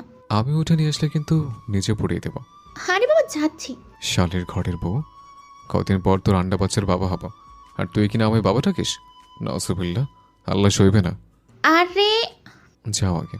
কিছুক্ষণের মধ্যে তৃষা সাদা রঙের একটা মিনি স্কার্ট আর মিনি টপস পরে হাজির হয়। এই ঠান্ডার মধ্যে এসব কি অত্যাচার! প্রেম তৃষাকে নিচ থেকে উপর পর্যন্ত একবার পরখ করতে তৃষা লজ্জায় মাথা নিচু করে ফেলল। প্রেম হাত বাড়িয়ে তৃষাকে নিজের কাছে এনে বসায়। গায়ের ওপর কম্বল জড়িয়ে নিজের হাত ভেতরে দিতেই শিরশির করে উঠল তৃষার শরীর। মুখ দিয়ে বেরিয়ে এলো, প্রেম। Don't make a noise. তৃষার শরীর যখন এই গরম হাতের উষ্ণতা আর সহ্য করতে পারছিল না, তখন প্রেম বাঁকা হেসে গায়ের উপর থেকে কম্বল সরিয়ে দেয়। খাটের থেকে নিচে নেমে জিজ্ঞেস করে, ওয়াইন আছে? উফ, কি গরম যে লাগছে। প্রেম গা থেকে টি শার্ট খুলে সোফার উপর ফেলে সিঁড়ি বেয়ে নিচে নামতেই তৃষা তার পেছন পেছন নিচে আসে। প্রেম তাকে দেখে গ্রাম্যফোনে গান ছেড়ে কিচেনে আসে। তৃষাও তার সঙ্গে। হঠাৎ প্রেম তৃষাকে কিচেন টপে বসিয়ে দিল। প্রেমের আবদার মেটাতে মিনি টপসের সঙ্গে মিনি সাদা রঙের স্কার্টটা পরেছে। এত ছোট জামা ইহো জিন্দিগিতে কখনো পরেনি, লজ্জা করছে তার। প্রেম গ্লাসে ওয়াইন ঢেলে তৃষার হাতে এক গ্লাস ধরিয়ে তার সঙ্গে চেয়ার্স করে চুমুক বসিয়ে দিল। পরক্ষণে গ্লাস রেখে তৃষাকে আরও শক্ত করে জড়িয়ে ধরল। তার নগ্ন বুক, পরনে কালো রঙের একটা জিন্স প্যান্ট, গলায় ঝুলতে থাকা কালো রঙা চেইন গিটারের মতো দেখতে লকেটটা কেবল ঝুলছে, চুলগুলো এলোমেলো, কি অসাধারণ লাগছে। প্রেম তৃষার মুখের কাছ থেকে আলতো করে চুল সরিয়ে দিয়ে অপেক্ষা না করে শক্ত চুমু বসিয়ে দিল ঠোঁটে। হারালো দুজন অজানা দুনিয়ায়। অনাকাঙ্ক্ষিত ইচ্ছে স্রোতে গ্রামোফোনে ভেতরের রোমে তখনও বাজছে তার আপন তালে। প্রেম তৃষার এক সূত্রে গাথা মিলনে সাই দিয়ে বাজিয়ে চলেছে আপন সঙ্গীত। হঠাৎ তৃষা হাঁপিয়ে ওঠে। প্রেমের সঙ্গে পাল্লা দেয়া তার পক্ষে অসম্ভব বিষয়, তবে প্রেমের ধ্যান খেয়াল অন্যদিকে। সে তৃষাকে আরও গভীরভাবে নিজের কাছে টেনে নেয়। তৃষা প্রেমকে বাধা দিয়ে জিজ্ঞেস করল। এখানে নয়। প্রেম সেই বাধা উপেক্ষা করে তৃষার গলা আলতো করে চেপে ধরে ঠোঁটের গভীরতায় হারিয়ে মৃদু শ্বাস নিয়ে বলে, শোনো, এখানেই। পুরান ঢাকায় আসার পর আজকে 1 সপ্তাহ কেটে গেল। এতদিন শুয়ে বসে কাটিয়েছে তৃষা, তবে কাল রাতে ইউনিভার্সিটি থেকে কল এসেছে, সামনে পরীক্ষা। সেই পরীক্ষার নোটিশ দেয়া হয়েছে। তৃষার সেই থেকে মাথা কাজ করছে না। এক সময় মনে হতো পড়ালেখা ছাড়া জীবন চলবে না। এখন মনে হচ্ছে প্রেমের সঙ্গে প্রেম না করে ভার্সিটি গিয়ে পড়ালেখা করলেই বোধহয় জীবনটা তেজপাতা হয়ে যাবে। তৃষার ভোরে 2 বার বমি হয়েছে। রাতে খাবার বেশি খেয়েছে বলে হয়তো এমন লাগছে। প্রেম ভোরে ডক্টরের কাছে নিয়ে যেতে চাইছিল, কিন্তু ওই ডক্টরের কাছে গিয়ে পয়সা নষ্ট কে করে? মাথা ব্যথা হলে একেবারে মাথা থেকে পা পর্যন্ত ওষুধের লিস্ট বানিয়ে বিল ধরিয়ে আমজনতার টাকা চষে খায়। একদিন তৃষা প্রেম নেওয়াজের মতোই ভুয়া ইঞ্জিনিয়ার হয়ে ওই ব্যাটাদের ওপর এমন এক্সপেরিমেন্ট করবে না বলেই মুখটা ভেঙচি কাটল। আজ ভার্সিটিতে পৌঁছতে তৃষার একটু দেরি হয়ে গেল। প্রেম কেবল গেট পর্যন্ত নামিয়ে দিয়ে নিজের কাজে চলে গেল। ছুটি হলে নিয়ে যাব এই বলে। তৃষা মাথা নেড়ে কিছু বলল না। ক্লাসে ঢোকার সাথে সাথেই তার বুকের ভেতর বিরক্তির হাহাকার উঠল। বায়োলজি ডিএনএ রেপ্লিকেশন নিয়ে ব্যাখ্যা চলছে। স্লাইডে রঙিন গ্রাফ, শিক্ষকের একটানা গম্ভীর ব্যাখ্যা, সব মিলিয়ে তৃষার মাথা ঝিমঝিম। প্রেম নেই, ক্লাসে কোনো মজা নেই। বাইরে রোদের চত্বর, ক্যাফেটেরিয়ার গন্ধ, সব কিছু যেন তাকে ডাকছে। সে চেয়ারে বসে থেকে থেকে আর না পেরে সাইলেন্টে ফোন বের করে সময় দেখে। মাত্র 10 মিনিট গেছে। উফ, আর কত? তৃষা মনে মনে বলেই আবার সামনে তাকিয়ে থাকার ভান করে। শেষমেশ বিরক্ত চরমে পৌঁছালে সে চুপচাপ বই গুছিয়ে নিল। পেছনের শাড়ি দিয়ে কেউ বুঝবার আগেই বের হয়ে গেল বায়োলজির সেই নিরস লেকচার থিয়েটার থেকে। চত্বরের বাতাসে এসে যেন তৃষার মাথা হালকা হলো। এই জায়গাটা তার কাছে বিশেষ। এখানেই একদিন ঘৃণাভরা চোখে প্রেমের দিকে তাকিয়েছিল, আর এখানেই প্রথম প্রেমের গান শুনে মুগ্ধ হয়েছিল। সে গভীর শ্বাস নিয়ে বেঞ্চে বসল। ফেসবুক খুলতেই চোখ ছাড়া পড়া প্রেমরোজ ব্র্যান্ডের আধারের লাইভ কনসার্ট। মাত্র 2 দিনের মাথায় তৃষার হাত কাঁপতে লাগলো। এতদিন ধরে অপেক্ষা করা কনসার্ট অবশেষে, কিন্তু টিকিট কোথায় পাবে? ঠিক তখনই একটা ছেলে এসে তার পাশে বসলো। তৃষা গুরুত্ব দিল না, ফোনেই ডুবে রইল। হঠাৎ ছেলেটা বলল, শুনছেন? মানে হ্যালো। তৃষা তাকিয়ে মাপঝোপ করলো। জুনিয়র মনে হচ্ছে। তোমাকে তো আগে দেখিনি। কোন ব্যাচ? First semester. আপনিও আমার ব্যাচের, তাই না? তৃষা ভেতরে ভেতরে হাসি চেপে রাখলো। ছেলেটা যে তাকে পটানোর চেষ্টা করছে তা তার চোখ এড়ায়নি। সে দুষ্টুমি করে বলল, হ্যাঁ, কোনো সাহায্য চাই নাকি? না মানে আপনাকে সকালে দেখেছিলাম, আবারও দেখলাম। আচ্ছা, একটা সাহায্য চাই। আমার ফোনটা না পাচ্ছি না, যদি আপনার ফোনটা দিয়ে একটু কল দিতেন।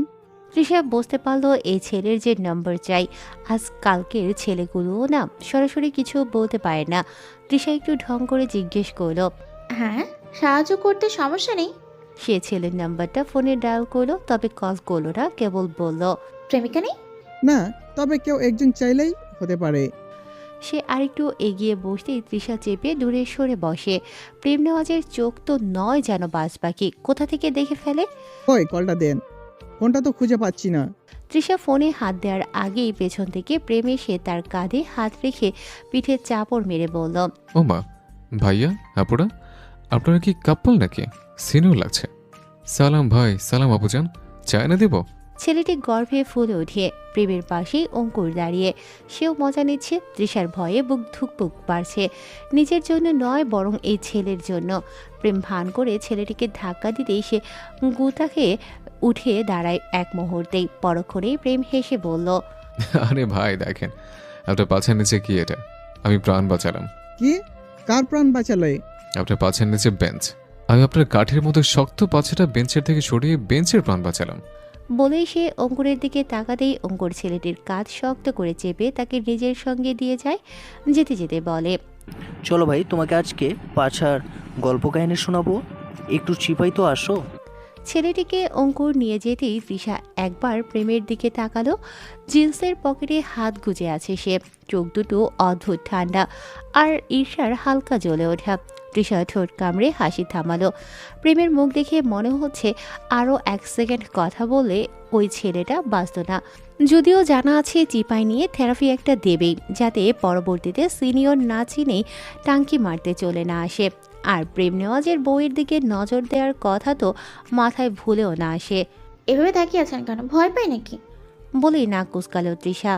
প্রেম শব্দ না করে তার হাতটা শক্ত করে টেনে তাকে দাঁড় করাতেই সে চেঁচিয়ে বলল, একটা মারাত্মক খবর আছে, শিমলাকে বলতে হবে। সে আগে আসুক, তারপর যাব। ইঁদুর মুখে মুখটা অফ করে দয়া করে। পাপের লেভেল তোমার 1 ধাপ বাড়ছে শালি। বাসা চলো আগে। ফোনটা যদি না ভেঙেছে আজ। ইস, শখ কত নিজের নাম্বার দিয়ে আরেক ছেলেকে কল দিতে যাও। দেই তো নি। আমি না আসলেও তো দিতে।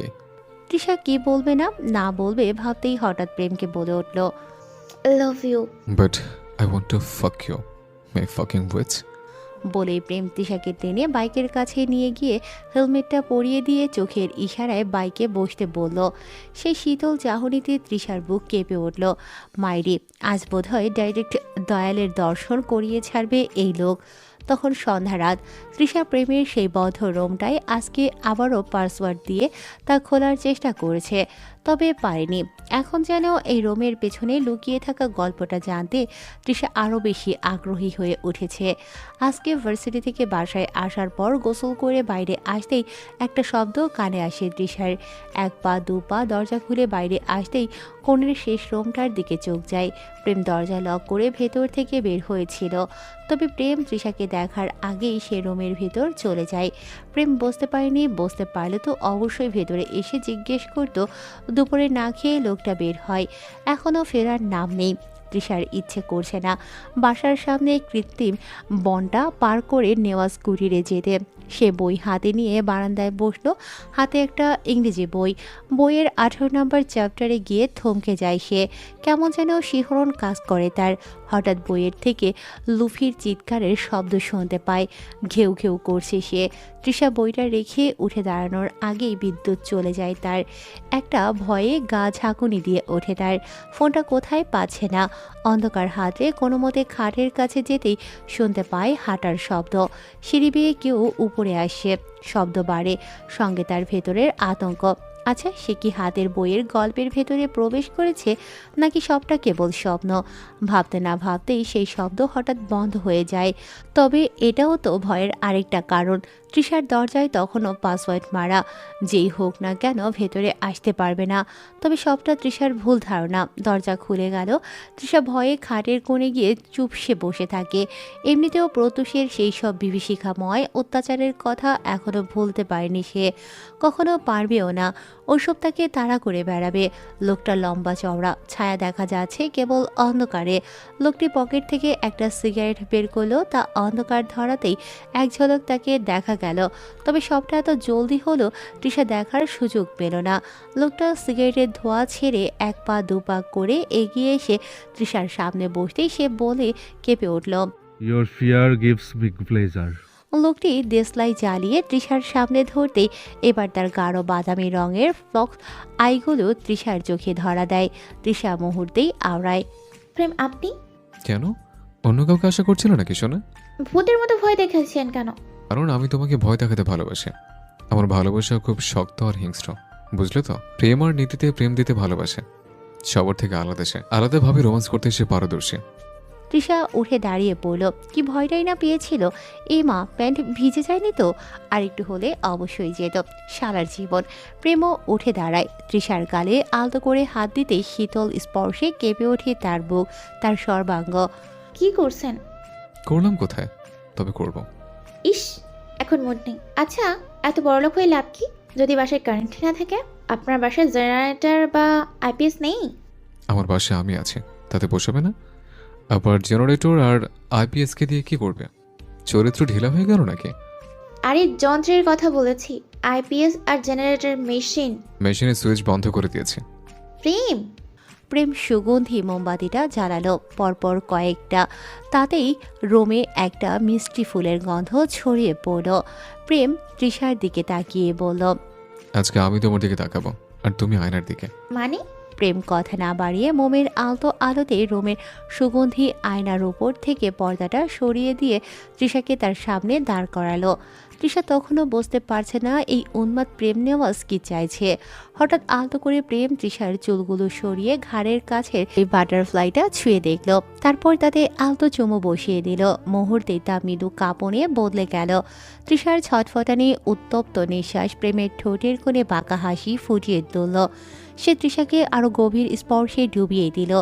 তৃষা তার স্পর্শে যত বেশি মরিয়া হচ্ছে, প্রেমের ঠোঁটের কোণের হাসি যেন ততই বেড়ে চলেছে। তৃষার শিহরণে চোখ দুটো বন্ধ হয়ে আসতেই প্রেম আলতো করে তার গাল চেপে ধরে তাকে আয়নার দিকে তাকাতেই বাধ্য করল। তারপর হাসকি কণ্ঠে ফিসফিস করে বলল, আয়না থেকে চোখ ছড়াবে না, আজকে আমি তোমাকে দেখবো আর তুমি আয়নায় নিজেকে দেখবে। শোনা, ক্লান্ত শরীর নিয়ে বিছানায় শুয়ে আছে প্রেম। তৃষা প্রেম নেওয়াজ তৃষাকে বুকে জড়িয়ে রেখেছে, পিঠে আলতো করে হাত বুলিয়ে দিচ্ছে। তো বিটার হার্ট, প্রেমের গলায় আদরের গাম্ভীর্য। ভালোবাসা কেমন লাগলো? তৃষা লজ্জায় গম্ভীর মুখে বলল, ইসরে, আপনি আবার জিজ্ঞেস করছেন? বেহায়া লোক একটা। প্রেম হেসে ফিসফিস করল, বউয়ের জন্য বেহায়া হওয়া দোষের না, গুণের। বুঝলে তো? না, বুঝিনি। আসে তাহলে আবার বুঝে। প্রেম আরেকটু কাছে টানলো। একটা দিব ধরে। তুমি দিলে আমার নিতে বাধা কিসের? প্রেম। আচ্ছা আচ্ছা, সরি শোনা। প্রেমের স্বর বদলে গেল। তৃষা একটু চুপ থেকে বলল, প্রেম, আপনাকে একটা কথা জানানোর ছিল। সেটা একটু পরে শুনি।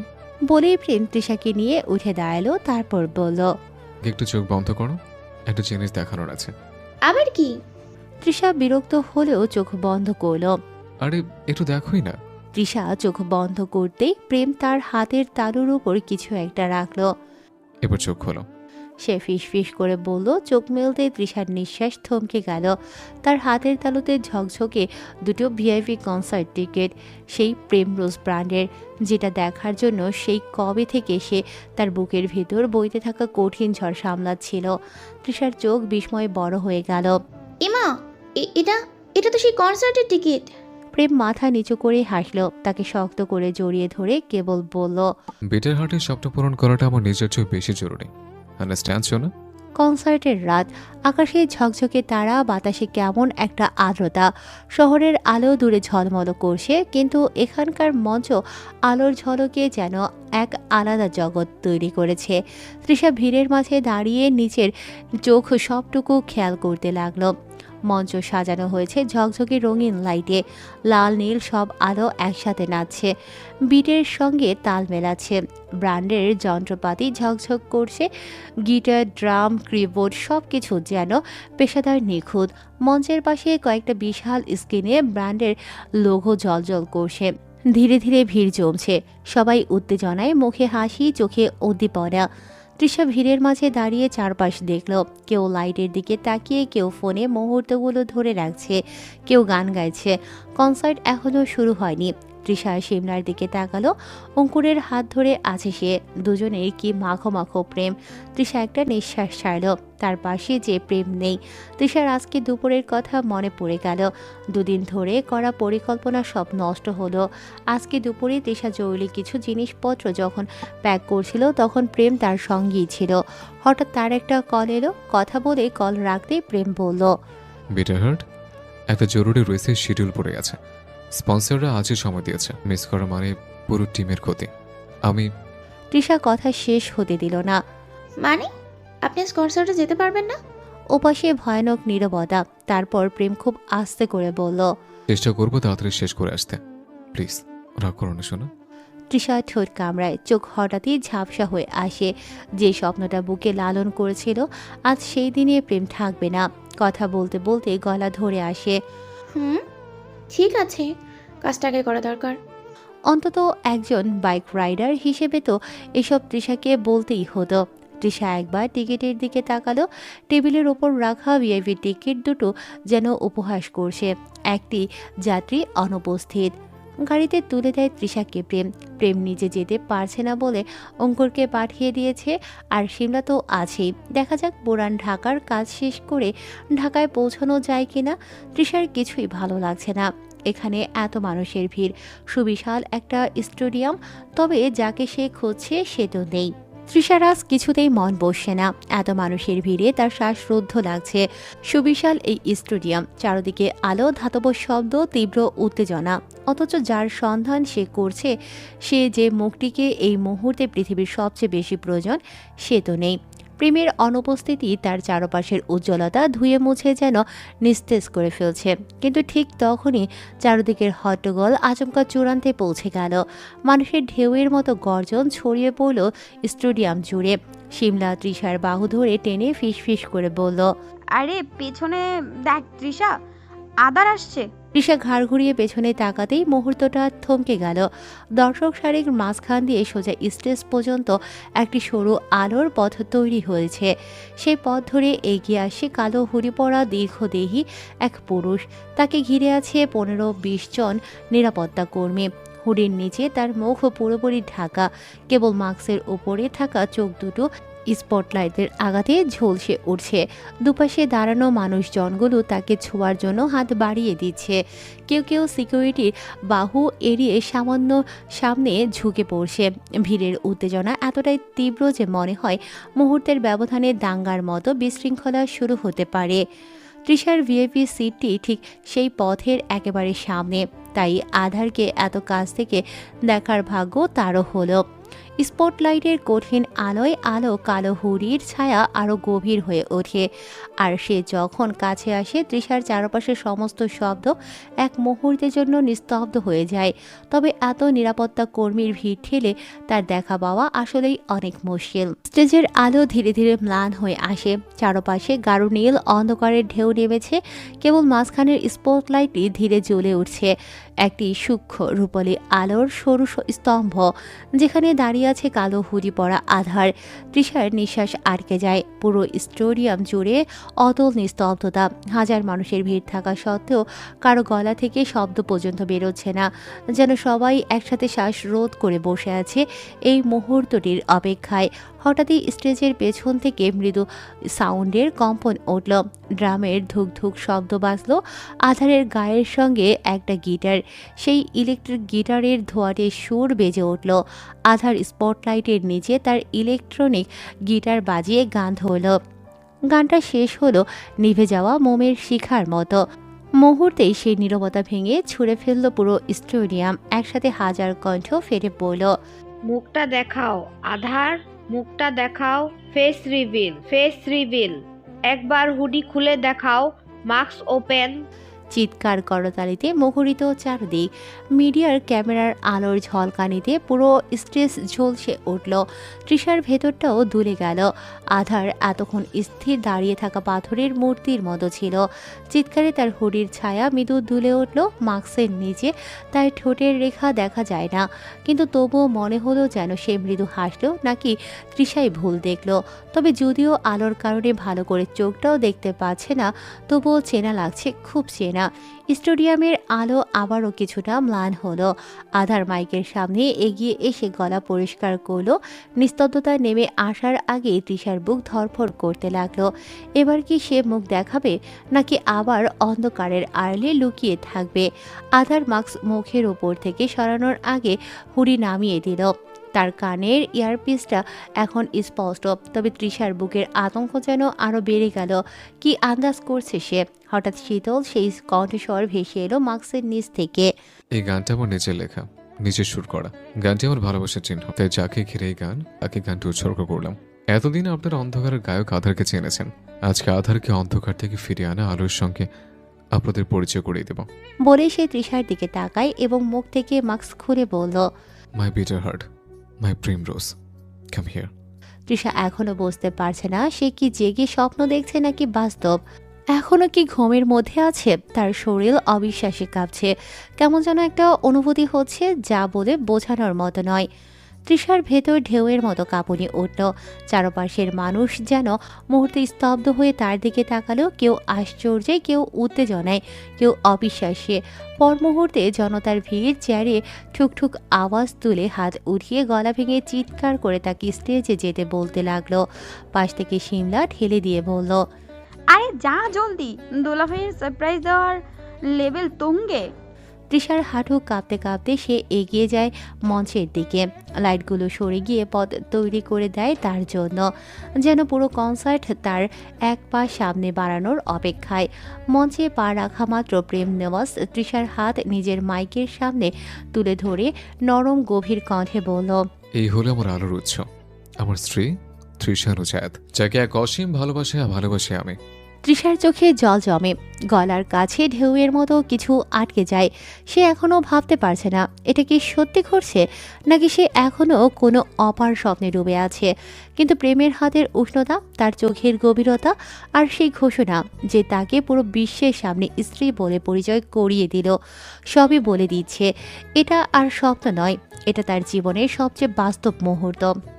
প্রেম তৃষার চোখের জল আলতো করে মুছে দিয়ে বলল, এই দিনটার জন্য আমার এত অপেক্ষা ছিল। দীর্ঘ অপেক্ষার প্রহর শেষ হলো তৃষা। কেমন সারপ্রাইজ ছিলাম বলো তো? তোমাকে ভালোবাসি। এই যে আজ সকলকে সাক্ষী রেখে বলছি, তুমি আমি আমার জীবনের থেকেও বেশি ভালোবাসি। তুমি এভাবেই এই আধারের জীবন আজন্ম জন্মত্যাগের মতোই থেকে যাবে তো? তৃষা আর নিজেকে থামাতে পারল না। হাজারো মানুষের সামনে হুড়মুড় করে আধারের বুকে ঢুকে গেল। চারদিকে দর্শকের চিৎকার, করতালি, আলো, ঝলমলে উন্মাদনা। পুরো পরিবেশ মুহূর্তেই আরও মুখরিত হয়ে উঠল। প্রেমও অবাক না হয়ে পারে না, তবে সেই অবাকের মাঝেই সে তৃষাকে শক্ত করে জড়িয়ে নেয়। তৃষার চোয়ালে আলতো হাত রেখে গভীরভাবে চোখে চোখ মিলায়।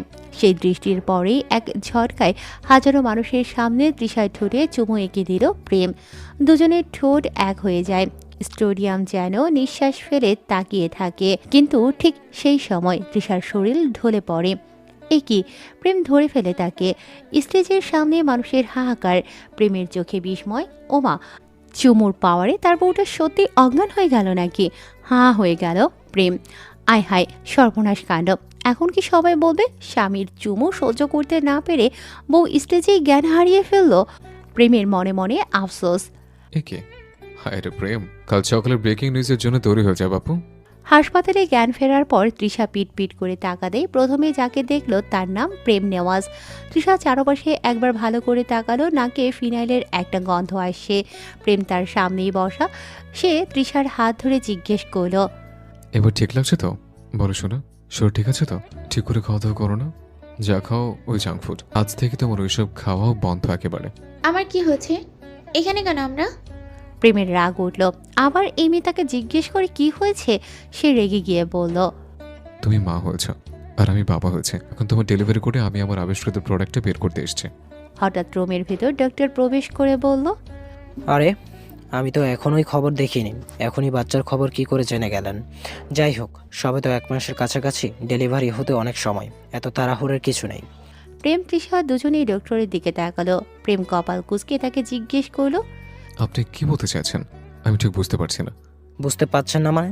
আরে আপনি বাবা হতে চলেছেন। আচ্ছা, আপনি সে আধার না? আমি আপনার অনেক বড় ফ্যান। একটা অটোগ্রাফ দেওয়া যাবে? প্রেম চমকে উঠে কি প্রতিক্রিয়া দেওয়া উচিত আপাতত বুঝতে পারছে না। খুশিতে হুঁশজ্ঞান হারিয়ে উঠে ডক্টরের কাছে যায়, আবার জিজ্ঞেস করে, কি বললেন আপনি? আবার বলেন। আমি আপনার ফ্রেন্ড, অটোগ্রাফ দেওয়া যাবে? এর আগে আপনি বাবা হতে চলেছেন। প্রেম খুশিতে আত্মহারা হয়ে ডক্টরের গালে চুমু খেয়ে বসে। যখন হুঁশে আসে তখন দেখতে পায় ডক্টর তার দিকে অবাক করা অদ্ভুত দৃষ্টিতে তাকিয়ে রয়। প্রেম কি বলবে তার আগেই ডক্টর তাকে বলল, আমিও যখন প্রথমবার আমার বইয়ের প্রেগন্যান্ট হওয়ার খবর জানতে পারি, তখন আমিও এরকম আত্মহারা হয়ে গিয়েছিলাম। তারপর কি ডাক্তারকে চুমু খেয়েছিলেন?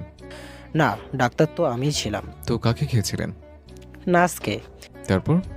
তারপর আর কি, আমার বউ আমাকে দিয়েছে। কি দিয়েছে?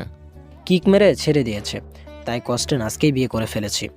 প্রেম জলদি তৃষার কাছে এসে বসে বলে, বউ আমার ছেড়ো না, আমি ঠোঁটটা গঙ্গা জল দিয়ে পরিষ্কার করে আসবো। তৃষার হাসি পেল। এই লোক না, তবে সে তো ভুলেই গেছে আসলে কি সে মা হতে চলেছে। খুশিতে তৃষা প্রেমকে জড়িয়ে ধরতে প্রেম ডক্টরকে ইশারা করে, ভাই টু মাচ পার্সোনাল কাজ করব, একটু যদি বাইরে যেতেন। ডক্টর ভ্রুকুসকে বের হয়, মনে মনে হয়তো একটাই প্রশ্ন। 2 মাস পার্সোনাল কাজ কারবার করে তো প্রোডাক্ট অর্ডার তো দিয়েছে, এখন আবার কি করবে? তবে মনে মনে এসব বলেও মুখে বলল। আমার অটোগ্রাফটা? প্রেম তীক্ষ্ণ চাহনিতে তার দিকে তাকাতেই সে বলে উঠল। আচ্ছা বাবা যাই, চোখ গরম করেন কেন? প্রেমের কোনো কিছু গরম করার দরকার নেই, সে নিজেই গরম। পাশ থেকে তৃষা হেসে বলল। তাই তো বলি, আপনার নেই কোনো শরম। তখন ভোর হবে। পুরান ঢাকা থেকে সিদ্দিক নেওয়াজ ছুটে এসেছিলেন রাতে খবর পেয়ে। সিদ্দিক নেওয়াজ পুরো হাসপাতালে মিষ্টি বিতরণ করেছেন। সবাই কত খুশি। প্রেমা, মুকলেস, শিমলা, অঙ্কুর সবাই বাচ্চার খবর পেয়ে দারুণ খুশি। একে তো মাঝে হঠাৎ কনসার্ট শেষ করতে হয়েছিল বলে দর্শক চিন্তায় পড়ে গেছে, হাসপাতালে আসতেও প্যারা নিতে হয়েছে। মিডিয়া চারদিকে। এখন কি আর প্রেম নেওয়াজ শান্তি পাবে? কি একটা অবস্থা! প্রেম যে বাবা হতে চলেছে সেই খবরটাও ট্রেন্ডে চলে গেছে। রাতটা আজকে ঢাকাতেই থাকবে। তৃষা মাঝরাতে হাসপাতাল থেকে ফিরে ক্লান্ত হয়ে গিয়েছিল, তবে এখনও ঘুম হয়নি। প্রেমের বুকের উপর শুয়ে আছে, প্রেমের হাতটা তার পেটের উপর। সে সিলিংয়ে একদিকে তাকিয়ে আছে। হঠাৎ পাশ ফিরে বলল, ছেলেবাবু হবে নাকি মেয়েবাবু হবে? আপনার কোনটা চাই, ছেলে নাকি মেয়ে? একটা হলেই হলো। আমি চাই তুমি আর আমি মিলে ছোট্ট এক আমরা জন্ম দিই, আর কিছুই না। যে আমাদের প্রেমের প্রমাণ হবে? না, যে আমাদের প্রেমকে বাঁচিয়ে রাখবে। প্রেম তৃষাকে জড়িয়ে ধরল। তৃষা চোখ দুটো বন্ধ করলো। এবার যতটা সময় স্বামীর বুকে আরাম করে ঘুমিয়ে নেওয়া যায় আর কি। আজ 1 সপ্তাহ হয়েছে পুরান ঢাকা থেকে প্রেম তৃষা সকলে ফিরেছে।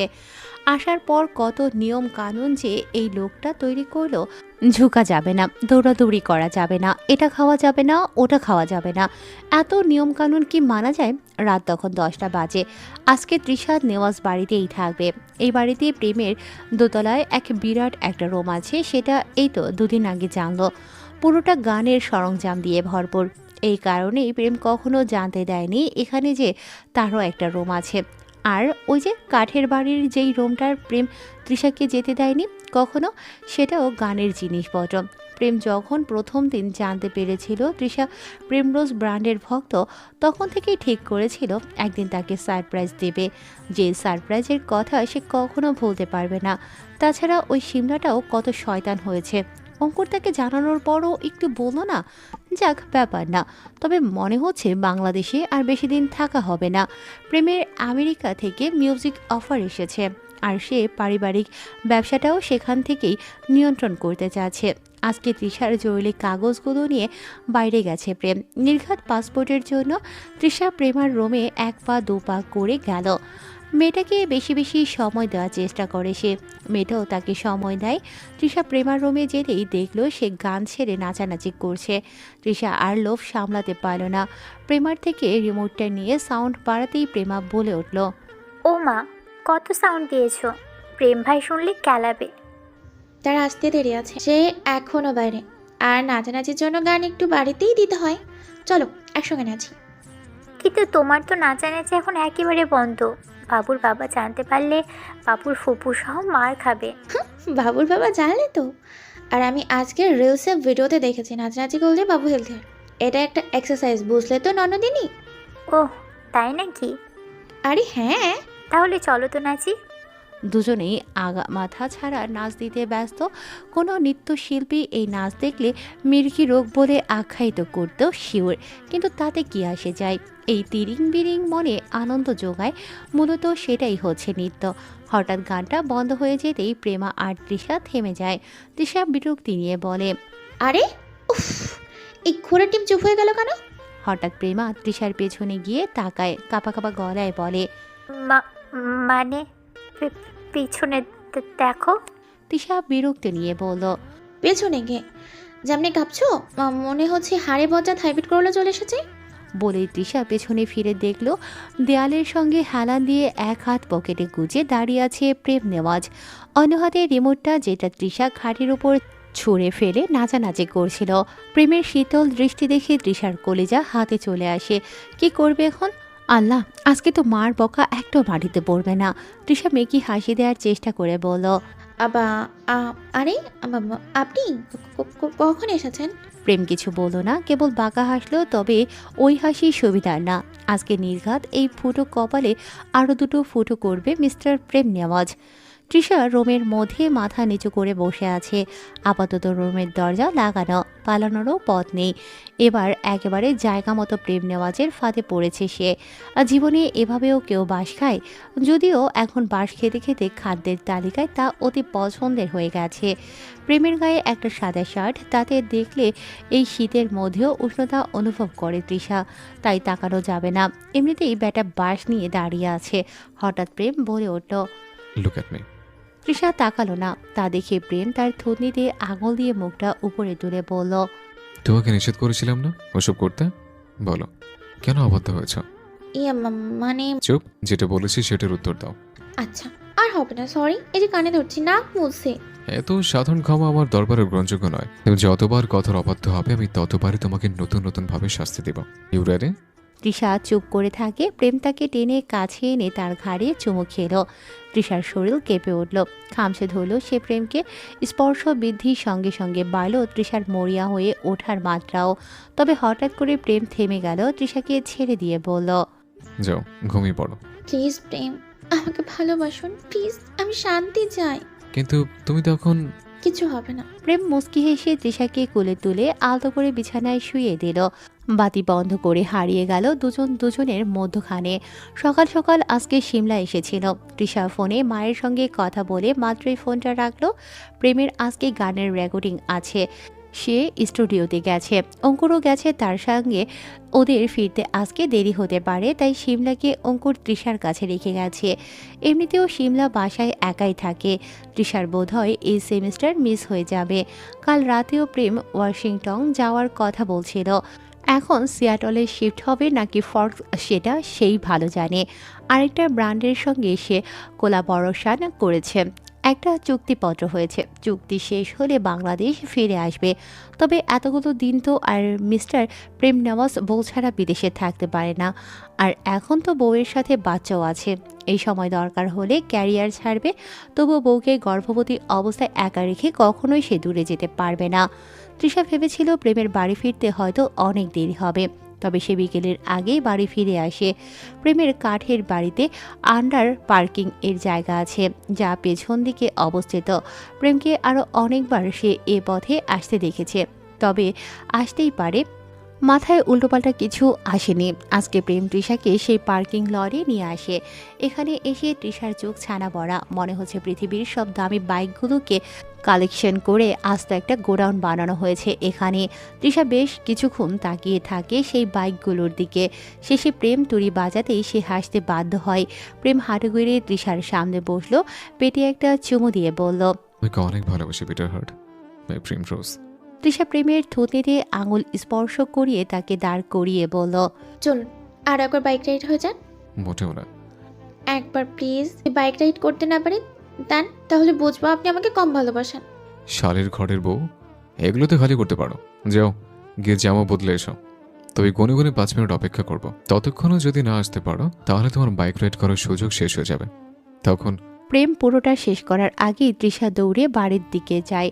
প্রেম চিন্তায় পড়ে যায়, পেছন থেকে বলে, আরে আসতে বউ, তুমি এখন আর বাচ্চা নাও। তৃষার তৈরি হয়ে বের হতে পাক্কা আধা ঘন্টায় সময় লাগে। তৃষা আসতেই প্রেম হাত ঘড়ির দিকে তাকিয়ে চোখে সানগ্লাসটা লাগিয়ে বাইকে বসে পড়ল। তৃষা চারপাশে একবার তাকিয়ে বলল, আমার বাইকটা বের করেননি? একটু করলে কি এমন হতো? পেছনে উঠে বসো। মানে কি? 5 মিনিট সময় দিয়েছিলাম, তুমি আমার এক্সট্রা 25 মিনিট খরচা করেছো। তোমাকে যে শীতের মধ্যে বাইরে নিয়ে যাচ্ছে এটাই অনেক। তৃষা হাবার মতো বাইকে উঠে সে। বাইক বাড়ির সীমানা ছেড়ে হাইওয়েতে পৌঁছতেই তৃষা পেছন থেকে প্রেমকে খোঁচা দিতে শুরু করলো। একটু পরপর এখানে ওখানে স্পর্শ করা। প্রেম বারবার নিজের আত্মরক্ষার জন্য তৃষার হাত ছাড়িয়ে নিচ্ছে, যা দেখে তৃষা আরও মজা পাচ্ছে। তার দুষ্টুমির মাত্রা বাড়ছে। শেষে প্রেম হেলমেটের নিচ থেকে বলল, ছি জুনিয়র, আমার মতো শুদ্ধ পুরুষকে একা মারের জন্য নিয়ে ছিনিমিনি খেলার চেষ্টা করছো? বলে দিচ্ছে একেবারে মামলা করব, মানহানির মামলা। ওরে আমার শুদ্ধ পুরুষ রে, শুদ্ধতা দিয়ে বাচ্চা পয়দা করে ফেলছেন আপনি, এখন শুদ্ধগিরি দেখাচ্ছেন? তোমার বিশ্বাস হয় না আমি যে শুদ্ধ পুরুষ? তাহলে চলো আশেপাশে কোথাও থেমে তোমার প্রমাণ দেখাচ্ছে। ইস, ওই যে আপনার সুই ঘুরে ফিরে ফিরে এক জায়গাতেই আটকায়। হ্যাঁ, আমার সুই ঘুরে ফিরে তোমার সুতোয় গিয়ে থেমে যায়, তবে গবেষণা মোতাবেক শুয়ে কিন্তু মেয়ে। আরে হ্যাঁ, সুই মেয়ে আর সুতো ছেলে, তাই সুইয়ের মধ্যে মানুষ সুতোকে ঢুকিয়ে দুইটার বিক্রিয়ায় সেলাই কার্য করে। সুই আর সুতোর বিক্রিয়া না হলে বউ সেলাইয়ের জন্ম কি করে হতো বলো তো? বিষয়টা চিন্তার কিন্তু। তৃষা হঠাৎ পেছন থেকে প্রেমের পিঠ আস্তে করে একটা চিমটি কাটল। প্রেম একটু চমকে তাকাতে না তাকাতেই তৃষা দু হাত দিয়ে তাকে শক্ত করে জড়িয়ে ধরল। রাস্তায় গাড়ির আলো লাফিয়ে লাফিয়ে ছুটে যাচ্ছে। সামনে পোস্তগোলা ব্রিজের লালচে আলো জ্বলজ্বল করছে। প্রেমের চোখ সে আলোতে আটকে নেই। শহরের ব্যস্ত রাস্তায় তার মন নেই আজ। ব্রিজের নিচ দিয়ে চলে যাওয়া নদীর দিকে কোনো এক টান তাকে টেনে নিয়েছে যেন। চলো অন্য কোথাও যাই। প্রেম নিচু স্বরে বললে তৃষা ভ্রু কুঁচকায়। কোথায়? প্রেম হাসে জবাব না দিয়ে হাত ধরে টেনে নেয়। ব্রিজের পথ তারা এড়িয়ে চলে, সোজা নেমে যায় সদরঘাটের দিকে। সদরঘাটের নদীর সোদা জল, মানুষের ভিড় আর রাতের অদ্ভুত চঞ্চলতা। কোলাহলের মাঝে প্রেম তৃষাকে নিয়ে উঠে পড়ে একটি লঞ্চে। সেই পুরনো রাতটার পুনরাবৃত্তি হয়। সেই একই লঞ্চ, এটা একই যাত্রী তারা, তবে সেদিন আর আজকের দিনের মধ্যে কতখানি পার্থক্য। লঞ্চ ছাড়তেই ক্রমেই শহরের আলো ছোট হয়ে আসে। শব্দগুলো থেমে যেতে থাকে। খোলা ছাদের উপরে উঠে আসে তারা। আকাশ অসীম নীল কালো, আর তারারাও আজ যেন একটু বেশি উজ্জ্বল। নদীর জলে লঞ্চের কাটতে থাকা ছোট ছোট ধাক্কা, বাতাসের ঠান্ডা, আজ সব মিলিয়ে রাতটা গভীর হয়ে উঠেছে। তারা দুজন পাশাপাশি দাঁড়ায়, হাত অদৃশ্যভাবে ছুঁয়ে থাকে। বাতাস তৃষার চুল উড়িয়ে দেয়, প্রেমের গালে শীতল স্পর্শ লাগে। বাইরে কি ঠান্ডা! তৃষা কাপা গলায় বলে। প্রেম হালকা হাসে, নিজের জ্যাকেট খুলে তার কাঁধে জড়িয়ে দেয়। নদীর জল কালো আয়নার মতো, আর সেই আয়নায় তারা ভরা আকাশ দুজনের অনুচ্চারিত অনুভূতিকে প্রতিফলিত করছে। এই রাত, এই নদী আর এই বাতাস সেদিনের মতোই, কেবল তারা দুজন আজ একটু বেশি কাছাকাছি। নদীর বাতাস থেমে থেমে এসে তৃষার মুখে লাগে। চুলের গোছা উড়িয়ে যায়। প্রেম পাশে দাঁড়িয়ে তার দিকে তাকিয়ে থাকে। চোখে কোনো শব্দ নেই, কিন্তু যেন অগণিত কথা জমে আছে। লঞ্চ নদীর বুক চিরে এগিয়ে যাচ্ছে ধীরে ধীরে। তৃষা আস্তে করে বলল, প্রেম, আপনি কি পুরোটা জীবন এইভাবে পাশে থাকবেন? শুধু ভালো দিনে না, খারাপ দিনেও? প্রেম সোজা তাকায়, তার চোখে দীর্ঘ শ্বাস নেয়। আমি পাশে থাকবো, কেবল তোমার সুখের সাথী হয়ে নয়, ওর কান্নার দায়িত্ব নিতেও। তৃষা ভ্রু কুঁচকে হালকা হেসে ওঠে। যদি কখনো আমি আপনাকে ক্লান্ত করে ফেলি? প্রেম কাঁধে হাত রেখে বলে, ক্লান্তি হয় কাজের, ভালোবাসার নয়। তাহলে যদি আমি বদলে যাই, যদি আমরা বদলে যাই? সময় বদলাবে, রং বদলাবে, স্বভাব বদলাবে, শুধু একটা জিনিস বদলাবে না, তুমি আমার আপন হওয়ার সত্যি। তৃষা দীর্ঘ নিঃশ্বাস নিয়ে চোখ নামিয়ে বলে, আপনি এত নিশ্চিন্ত কেন? প্রেম তার হাত ধরে দৃঢ়ভাবে বলল, কারণ তোমাকে পাওয়ার পর যেমনটা আর প্রশ্ন নেই, সবই এখন উত্তর। তৃষা তার হাত আরো শক্ত করে চেপে ধরে। তাহলে আমরা একসাথে, শুধু এখন নয়। প্রেম হাসে, থমকে গিয়ে ফিস ফিস করে, সময় যতই দূরে যা, শ্বাস যতদিনই থাকুক, আমরা দুজন একই পাশে থাকবো। হয়তো পথ বদলাবে, বয়স বদলাবে, স্মৃতি বদলাবে, কিন্তু হাতটা নয়। তৃষার চোখ ভিজে ওঠে। আপনি কি সত্যি আমার পাশে পুরো একটা জীবন কাটিয়ে দিতে চান? প্রেম কপালে চুমু খেয়ে বলে, আমি শুধু জীবন কাটাতে চাই না, তোমার জীবনের অংশ হিসেবে আজীবন থাকতে চাই। তৃষা নদীর জলের দিকে তাকালো, পেটে একবার হাত দিয়ে বলল, তাহলে বলুন তো, এখন ভালোবাসা কি? ভালোবাসা এখন আর দুজনের আবেগ না, তিনজনের দায়িত্ব। দায়িত্ব? হ্যাঁ, হৃদয়ের সাথে আরো একটা ছোট্ট প্রাণকে সুরক্ষার প্রতিজ্ঞা। আমরা কি সত্যি জীবনভর এমনই থাকবো? আমরা দুজন হয়ে পথ শুরু করেছিলাম, এখন আমরা তিনজন হয়ে জীবন শেষ করব। প্রেম ঝুঁকে বসলো, তৃষার পেটের উপর আলতো করে হাত রেখে চুমু খেলো, বলল, এই যে নেওয়াজবারের নতুন সদস্য, পাপ্পা এখন একটু তোমার মাম্মাকে আদর করবে, তুমি লক্ষ্মী বাচ্চার মতো ঘুমো দাও। তৃষার সেই কাণ্ড দেখে হাসি পেল। সে লজ্জায় এক মুহূর্ত অপেক্ষা করল না। যে শীত কেবিনে যেতে হবে, সে হাঁটা শুরু করতেই প্রেম তার যাওয়ার পথে চেয়ে রইল। সাদা প্যান্টের পকেটে হাত গুজে নিজের এলোমেলো চুলগুলো ঠিক করে গান ধরল। প্রেম আর অপেক্ষা করল না, দৌড়ে গিয়ে শক্ত করে ধরল তৃষার হাত, কপালে চুমু দিয়ে বলল,